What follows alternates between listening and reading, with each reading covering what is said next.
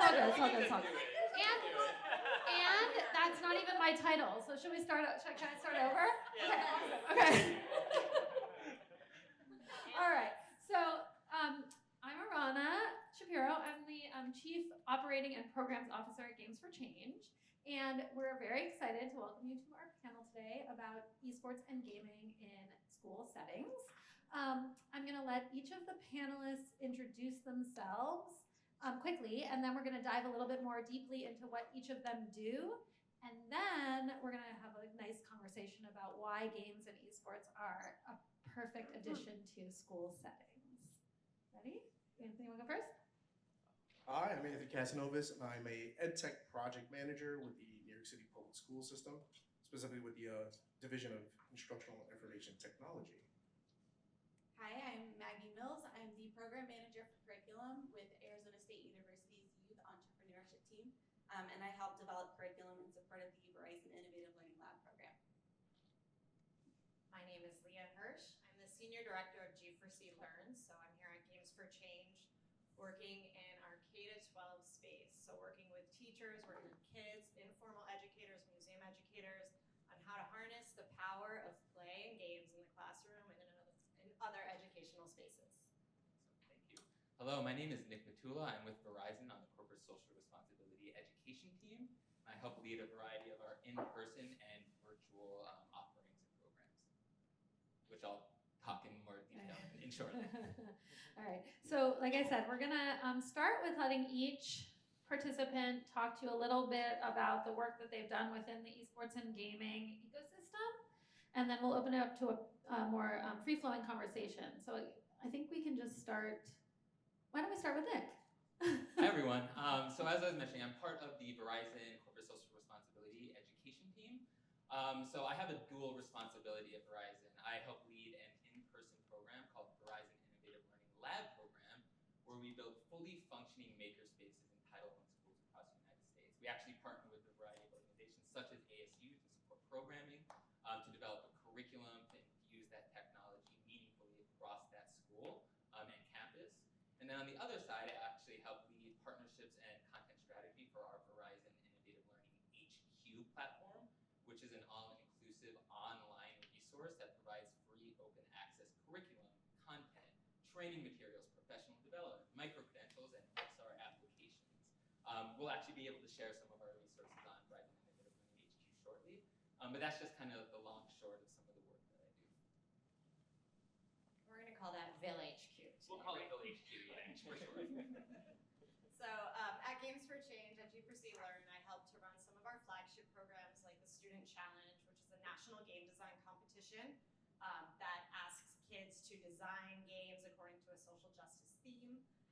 We also run a program for museum educators and STEM teachers called Game Plan, which is a super deep dive, a 20-hour professional development series in the foundations of game design and why games and how to bring games into the classroom in a meaningful, authentic way. But the work that I'm up here to talk about today is the exciting partnership we've had with Verizon over the last year, creating a series of professional development, not just for teachers, but also for district leaders and principals to really get that full 360 approach to all of the things that we need to, all of the stakeholders we need to bring to the table to talk about bringing games and esports into the classroom. Arana and I and Nick have been working really hard on getting these webinars up on the Vil HQ platform, and we're really proud to say that they are ready to go. And I think I'll get more into them in a little bit. Definitely. Thanks. So I predominantly design STEAM curriculum for K-12 spaces, and it's of course very tech infused. So as it relates to esports and gaming, there is certainly a lot of overlap in making sure that all of our students are comfortable with those kinds of digital skills. I can't speak a ton about esports just yet, more to come, but we also support our educators in our lab spaces. So we don't just stop with our K-12 learners whenever we're integrating all of this technology and the curriculum. We also really support our educators who need to really deeply understand the technology and get comfortable with it in order to integrate it into the classroom. So a huge amount of support on both ends from the ASU team. Yeah, so I've been a teacher with the New York City Public Schools since 2005. I was in the South Bronx for about a decade and a half before moving to my current role with the central offices. And I actively engaged in VILS with my students. So we were in the Verizon Innovative Learning Design Thinking program. My students were two-time regional champs there, and also involved in Games for Change. Yeah. That's for the kids. But and also was involved in Games for Change for many years. And also there, I had students who won the student challenge. So with that and seeing sort of the success of it in my classroom, and my students were all recently arrived immigrants. A lot of them were acquiring English at the time, right? They just arrived in the country. Seeing them engage in this sort of learning, right? The design thinking, the gaming, really proved to me that this stuff works.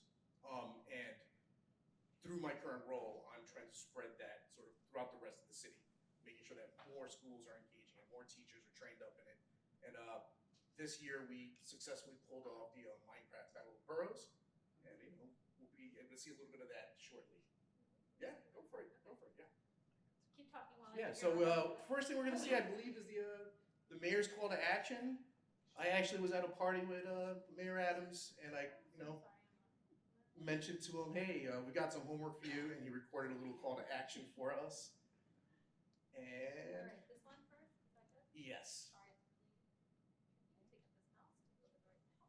to go to the right? Hey, New Yorkers, I'm Eric Adams, Mayor of the City of New York. This is the greatest city in the world, but we have a lot of people with a lot of different needs. New York City is leading the charge in fighting climate change, giving young people like you the tools for a great education and preparing you for the green jobs of the present and the future. We want you to build a city for everyone. I bet you have ideas on how to make that happen in your neighborhood. And now New York schools are partnering with Minecraft so you can build your ideas and share them. If New York City is to remain the city we love, we must have great places for the people we love. Together, let's build a city we're all proud to be a part of. Now it's time to get stuff done and get stuff built. So that was the mayor's call to action, and with a small team on our end, a few of my colleagues just walked in. Where are you guys at? There they are. Sorry. Yeah, we put in a lot of work. We got to make this happen in collaboration with the Mayor's Office of Media and Entertainment. And here's a recap video.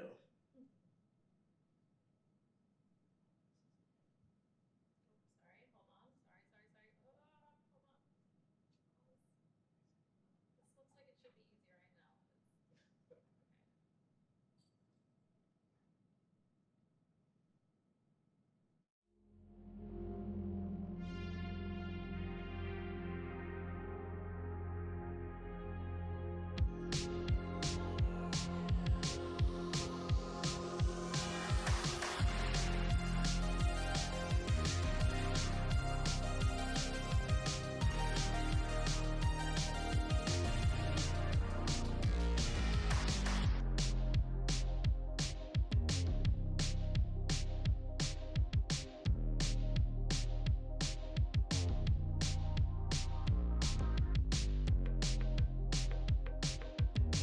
Are y'all ready for these kids to be introduced? Let's do it.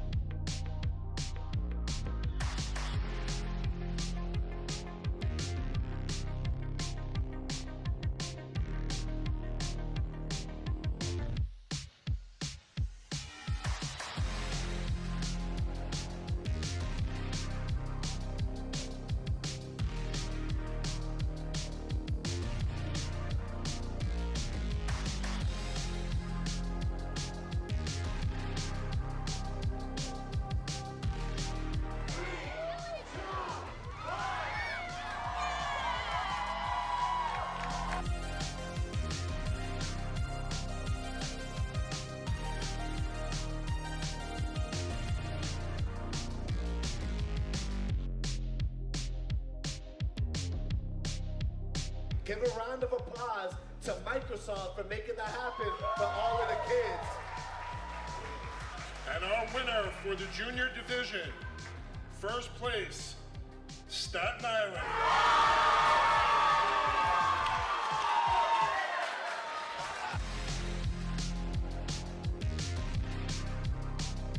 When you look at the team as a whole, what's the secret to your success? There were some excellent teams here, but how did your team win? I think by believing in ourselves. Thank you so much for training us, Miss Melise out of PS58. Thank you! Congratulations!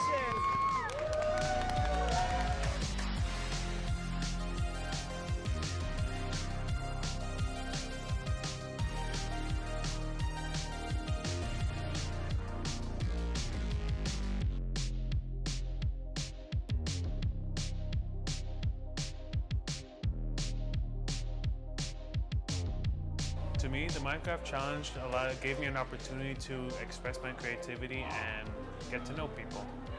I think it's a good way to be more out there about sustainability and to be connected with other people since so many generations love games. I feel like it's a really cute way to bring people together to make them care more about sustainability and how we can improve it, and I like how they're really getting our input on it too. The best part of the Minecraft Challenge has been the building, mostly, because you just get to be creative and get the juices flowing, and I just love doing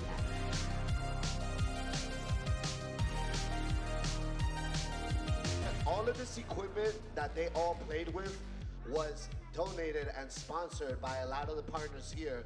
So one of the most important things is community. Within the word community is the word unity. I want to give a big shout out to all of our sponsors who are in the building.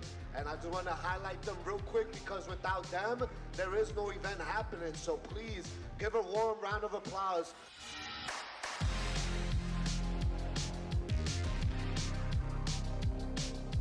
Jim, 110th Mayor of New York City, Eric Adams. Shout out to Brooklyn!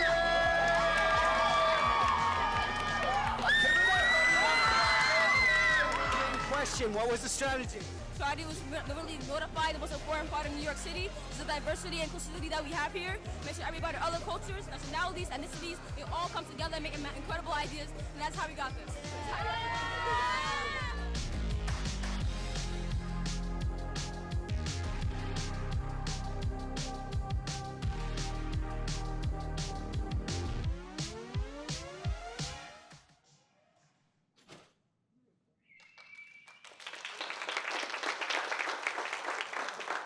So yeah, I want to put this out there too. So students were the ones who like shot and edited that video, which was, you know, one of the many reasons we were doing this event.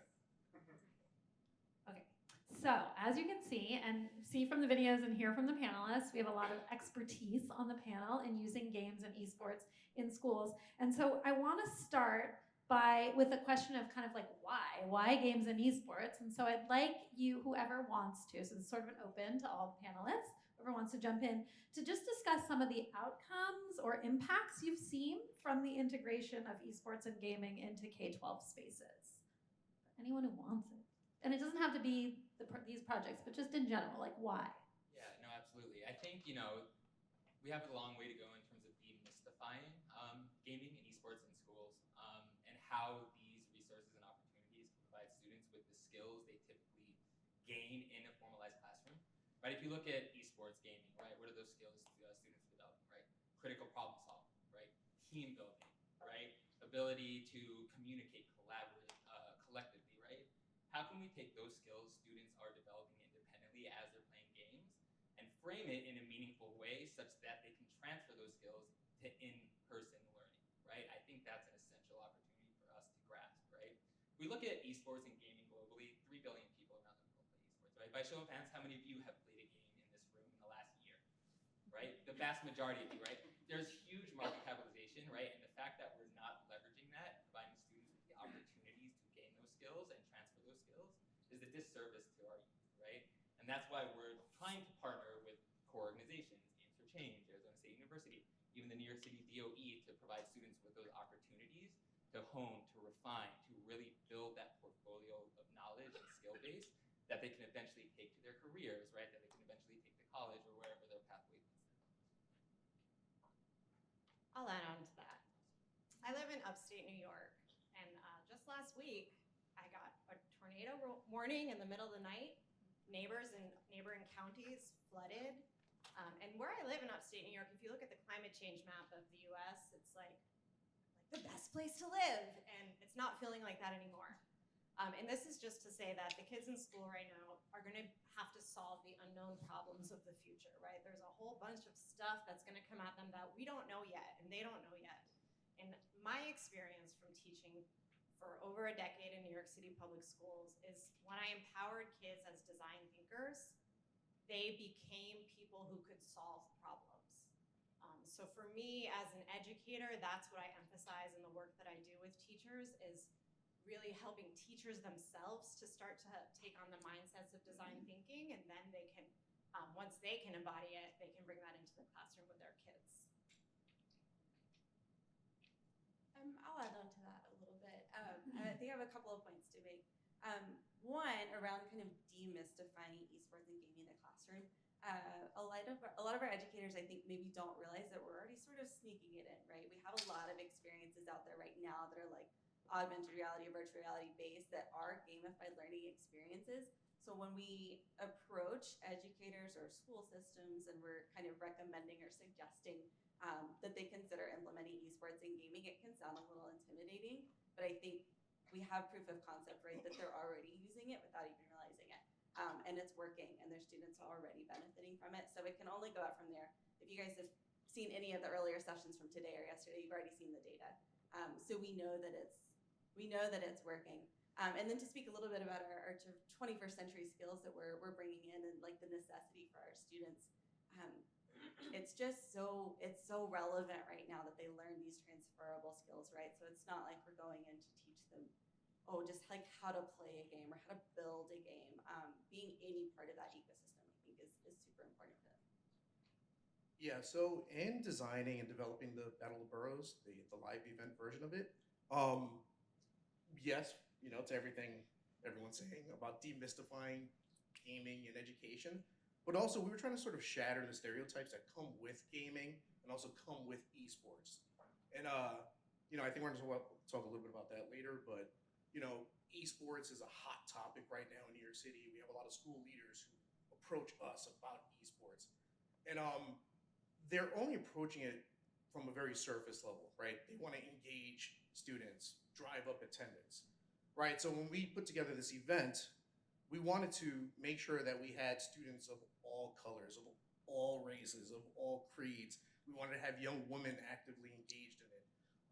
And we also wanted to introduce the families and their students, and their children to the industry. And so, as part of the event, we had an opportunities expo. So Games for Change was there, Gamers was there, so we had all of these stakeholders involved, so they get face-to-face with the families. And I do feel like that's something that's often left out of the equation, right? Engaging the families. So, we're trying to develop the future workforce of New York City and the industry, so. A lot of times we have these kinds of panels about why you should use games or esports in the classroom, and people come up and they tell you all the reasons why. And then you, if you're a practitioner, if you're going back to a classroom, you go back, and then the reality of being in a classroom kind of hits you in the face, and it's like, well, I can't do any of that. So I'm wondering if, before we talk about how you might be able to do it, if this panel could weigh in on, like, what are some of the barriers that you've encountered? I don't know how many of you were in the fireside chat that Alex and I did this morning about the Verizon project, but one of the things that I said, I'm just going to start off with my own opinion about barriers. One of the things I said was that if a teacher wants to do something, it's almost impossible without the support of a school leader. And if a school leader wants to do something, it's almost impossible without the support of the district leader. And a lot of things get in the way of that one teacher being able to leave a conference with a new idea and go do it in the classroom, right? And so, that's an example of a barrier, but I think there are a lot more. And not that I want to spend the whole time talking about problems, but maybe first we'll talk about the problems and then we can talk about the solutions. Then we'll spend more time talking about the solutions. Yeah, I think one barrier is definitely meaningful standards-aligned curriculum around esports and gaming, right? If you look at district administrators, district leaders, right, if a curriculum does not adhere to Common Core standards, state standards, disseminate and get that content into the school and the classroom, right? I think that is a huge barrier for us, right? How can we continue to create meaningful, engaging esports gaming content and continue to align that to the core standards to say, hey, by engaging with this opportunity, your students will still achieve the same outcomes, the same goals that, again, can be transferred to STEM classes, right? Humanities subjects, and ensure, right, students have that opportunity. I think that's a core barrier that we can potentially address. Yeah, and I think we also need to talk about the myths and misconceptions about gaming as a dangerous, toxic space, and really start to break that down and talk to teachers and principals and school leaders about how gaming can be a pro-social environment for kids and build their collaboration skills and create community and all of these wonderful things that we heard these kids talking about in that video. So I think that's definitely a piece of the work. One of the barriers that the Verizon Innovative Learning Lab program specifically faces is because we support schools in underserved communities, resources. When you're bringing things like esports and gaming curriculum or opportunities to different schools and different communities, you have to really consider what kinds of access the students may or may not have, not just to the hardware that might be required for particularly advanced experiences, but safe spaces after school or to actually be themselves or enjoy themselves. They might likely have a lot of other things they need to be supporting, whether it's their families or other endeavors. So an awareness around the environment that students may already be coming from whenever you're approaching them, or their educators, for example. A lot of our educators are in the same neighborhoods that they grew up in. So I think that that's definitely another barrier. So something to consider as you're designing curriculum or as you're creating experiences. Do you have low-tech options or no-tech options as well? Because when you apply gamification to learning, it doesn't necessarily mean you have to be working off of a console, right, to actually get the content out of it or the learning. So I was going to say a lot of the same stuff, right? So like access is a huge issue, right? So one of the reasons we went with Minecraft is because it's available for free to all students and pretty much playable on any device. So in New York City, all students at this point have at least an iPad. But beyond that, I think, just the engagement with families. Again, I'm going to restate that. Like that's something that's often lacking, and not to knock my colleagues throughout the city, but we need to have more colleagues like these folks sitting right here, right? That are willing to just sort of like ask for forgiveness later, right? And just partake in sort of like these innovative practices and make sure that the families are involved and just the outreach, like mentioning sort of the boroughs. One of the reasons we targeted like each borough specifically, we had a live event in each borough, was to make sure we were actively engaging these communities, because oftentimes they're just kind of left out of the equation, right? We only target the top schools. So yeah, that's a barrier that I think we're trying to actively knock down.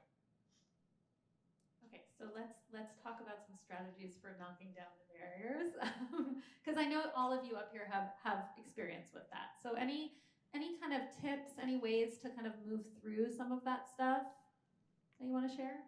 Leah, you're nodding your head profusely. I feel like you have stuff to say. Yes. Well, like I said before, it's about addressing the whole ecosystem of stakeholders. So with our new set of professional development that's up on the Ville HQ site, there it is. Shameless plug. There it is. It's a shameless plug, but it's free, so it's not really a shameless plug. We have professional development series for district leaders, for principals, and for teachers. And for district leaders, what that looks like is kind of this why games, why esports, the rationale behind it, how they can come to understand what it will give to their school system. And then for principals, it's really similar, how to implement, how to get it into the school, how to get your teachers trained in it. And then one of the most important things for both the school leaders and district leaders is that we have professional development on this site about how to talk about it and how to convince others, convince neighboring districts. Once you have a whole set of districts in the corner of a state, then you've got a real good esports tournament. So it's really about bringing all the stakeholders to the table and empowering teachers by having their leaders support this work. Yeah, no, I'll share too. I think the approach for us is really top down, right? If we can get a district leader superintendent to say, yes, this is the goal, this is the way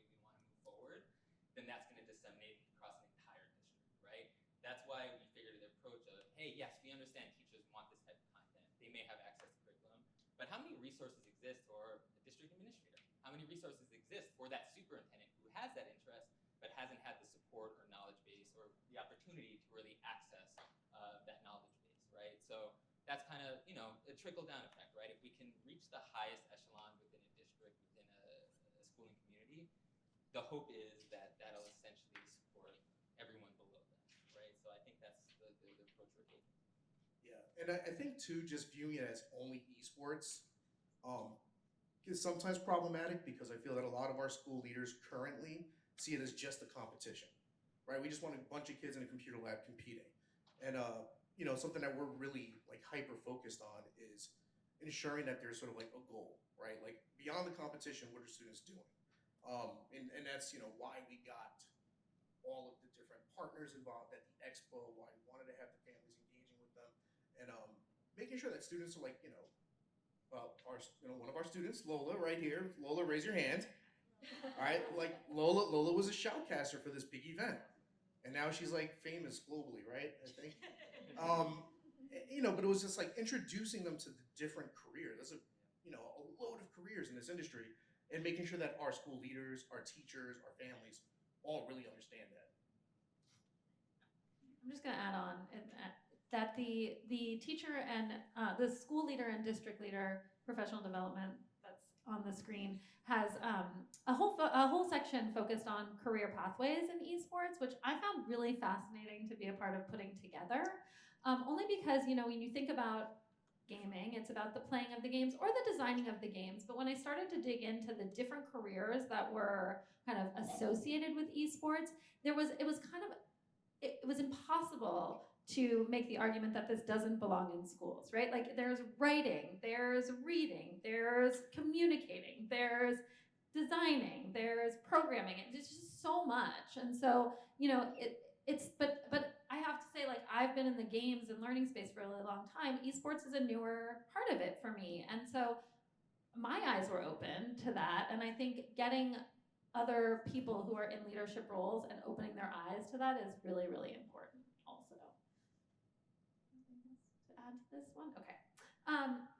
So I guess I wanted to ask a question that's a little bit flipped because we've talked a little bit about how important it is to have the top-down approach, but I'm wondering if you could provide, any of you could provide some tips or action steps for an individual who's just like, I want to do this. Like, what's the first step? How can you kind of get this going? Scan the QR code. No. I'll come at it from an instructional design point. So one of the things that we do as curriculum designers is we align our work to the 5E model. Any educators in the room familiar with 5E? A few nods, yes. Okay, we love 5E, right? So it is inquiry-based. It really puts learning in the hands of the students. And so it's a really powerful method whenever you're creating curriculum. But the first two E's of 5E are engage and explore.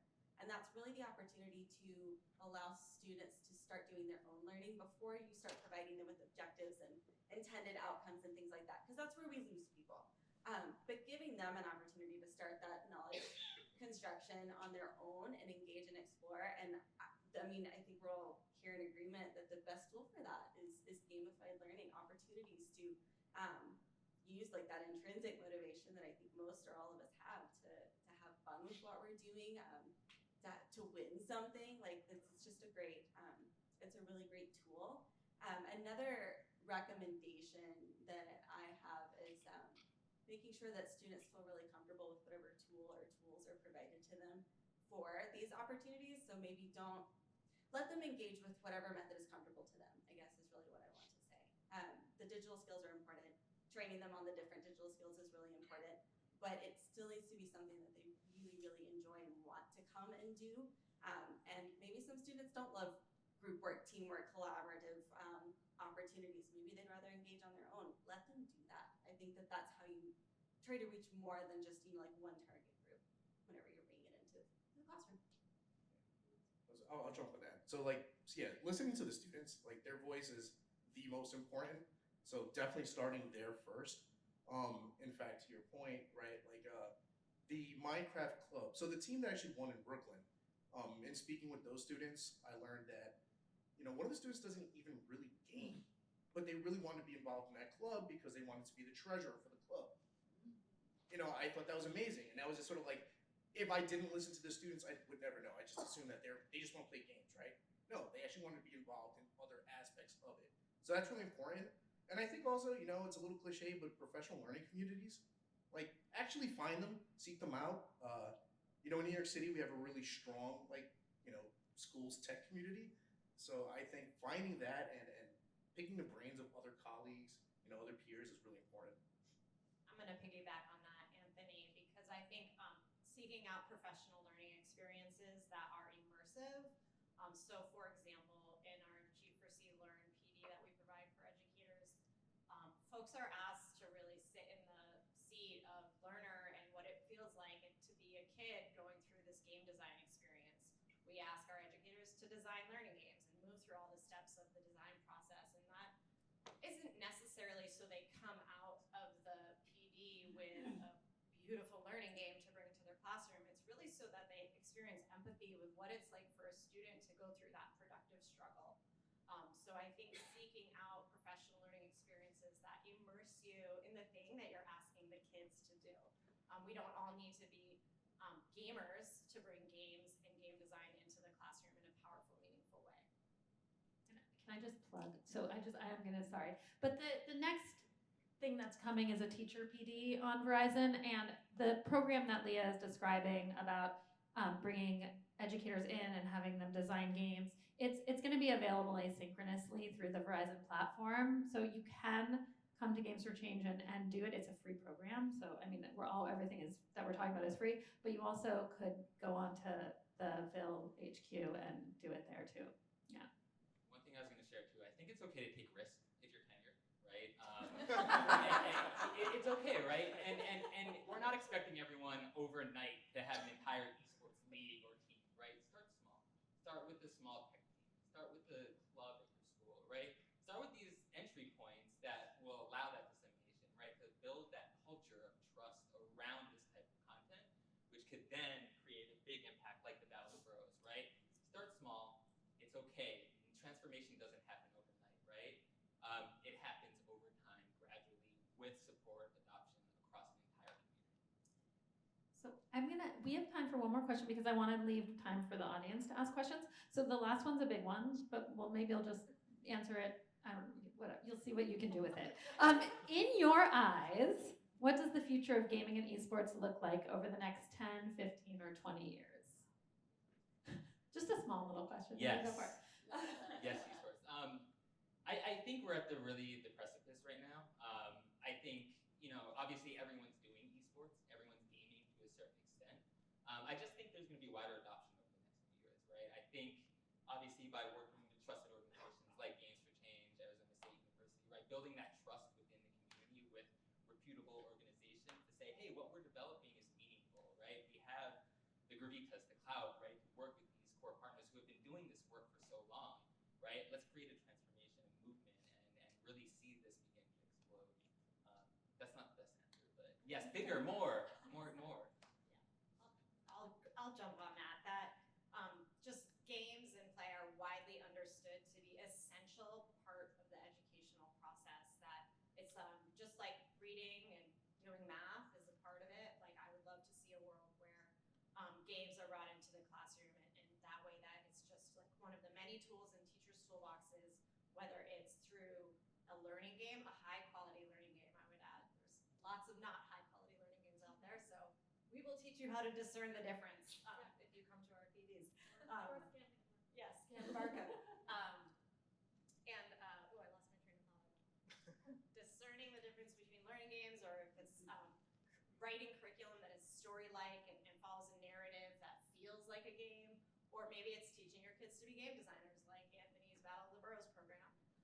So in any of those ways, you can bring games and game design into the classroom, and I hope for a future where that is widely understood to be the norm. I too hope for that future. So yeah, I think for me, and of course, just like our goal as the curriculum team, right? Like we all love like esports and gaming just as a concept.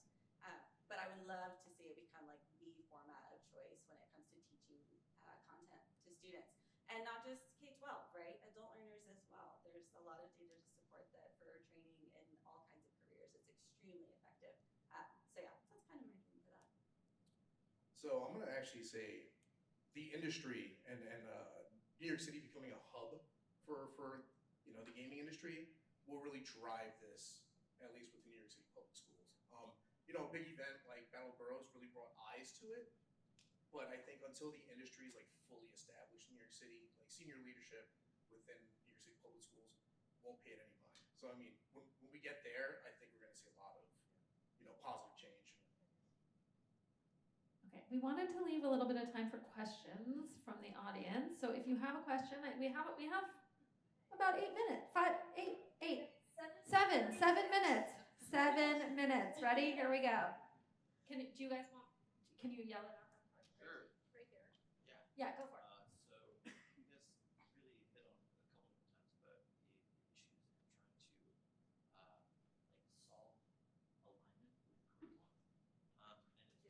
sorry. there is. So you each of you kind of poked at like the issues trying to align esports and games with curriculum, existing curriculums. It's interesting to me because I think people also complain a lot about curriculums just being really ineffective and being kind of broken, right? So it's a little weird to me that like we spend a lot of energy worrying about like how do we align the games with a broken curriculum, and I'm really curious if esports and games are being used in any way to try to like test and validate ideas and improvements to the curriculum, like focusing on whether it's teamwork, communication, design thinking, whatever. Like, is that being fed back around into the curriculums that we need to change?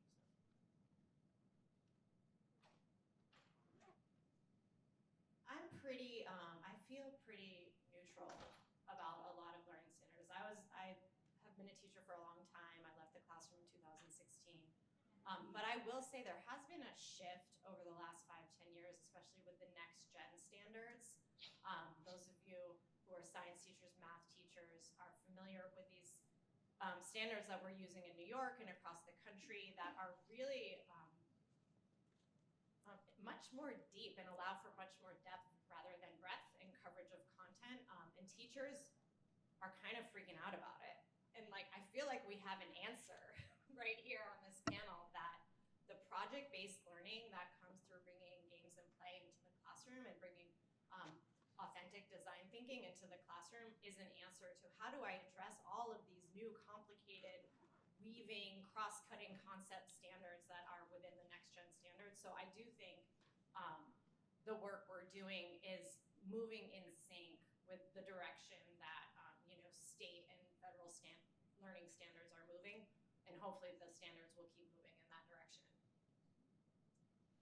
Hi, I'm an occupational therapist. I did 1 year in schools, but I did many years working with pediatrics, and I worked on really great interdisciplinary teams because it's all a team when you work with a kid, especially addressing goals and stuff. I love the fact that you guys are incorporating games, and I feel like a lot of these convincing I do have to do for the whole team is like, hey, in math and organization skills, executive functioning skills, you can do so much with Minecraft.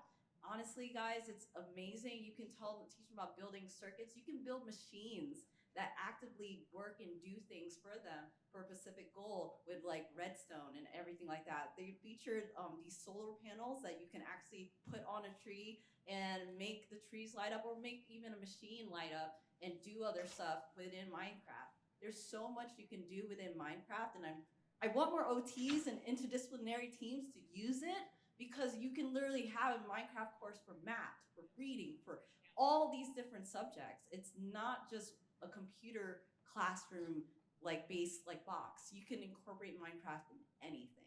And when you have a school leader or a district leader that says, this is what we're doing in this district, your OTs and all of your support system are gonna fall into line and hopefully get excellent professional learning around it and be able to do what you've done. Is there a thing that I guess that would extend beyond just teachers, maybe even other disciplines that are involved in the whole IEP team process, especially with our special education?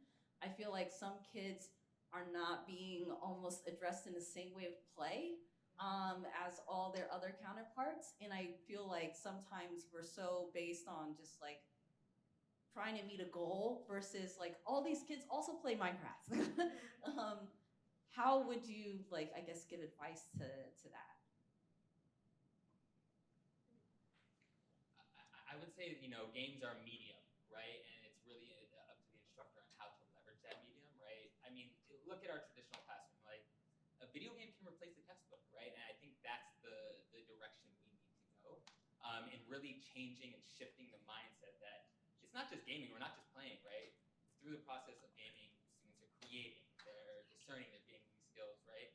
So I think it's just changing the mindset to say, hey, this is just another tool amongst many that an educator, an occupational therapist can leverage to support that student's growth and understanding of the broader world, right? Thank you. Just to add to that, I would also encourage anybody in that situation to do a little digging around the Universal Design for Learning and the core principles in that. I think you will find that with the types of representation that it encourages, if you take a side-by-side with something that's gamified and something that's not, you're going to hit more of those standards with UDL with something that's gamified. If you're needing something a little more concrete to just take and show to someone. Hi, I'm here with a couple of my colleagues from NC State University. We're putting an esports arena in our library temporarily, and then we're going to get an official one. But what would you like to see, I guess, from the next level of education to kind of bridge the gap from what these students are going to be growing up with into the future?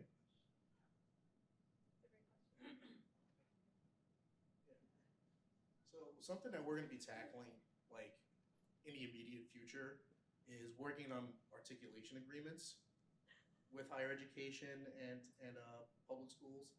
So like that would be huge, right? So actually engaging with public school systems and sort of like finding the right people to communicate with around what can you offer us, if we say we're going to send students to your, to your institution.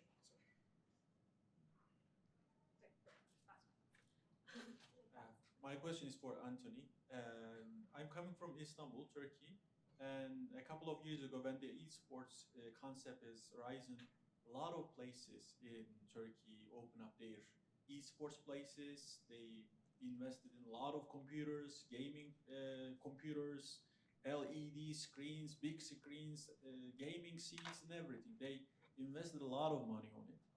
But after some time, people realized that those places became into, in Turkey we have a term called PlayStation Cafe, and those places became into a PlayStation Cafe where people and students also in the universities, in the K-12 schools, it also, converted somehow into a PlayStation Cafe where students only play games other than doing those kinds of, let's say, assigned tasks.